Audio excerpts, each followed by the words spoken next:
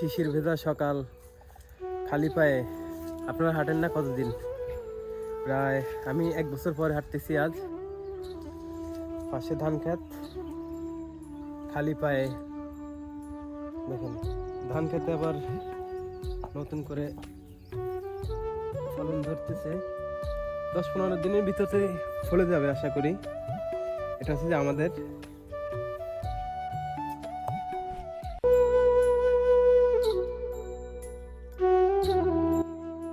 দেখেন প্রকৃতির কি দৃশ্য। এটা দেশ গ্রামের বাড়ি ছাড়া আর কোথাও পাবেন না। আমরা সারাকাল থাকি শহরে, দালান কোঠায় ভরা। ওখানে এরকম মনোরঞ্জন পরিবেশ কখনো পাওয়া যাবে না, শুধু গ্রামের বাড়িতে ছাড়া। যেদিকে দু চোখ যায় সেদিকেই প্রাণ জুড়িয়ে যায়।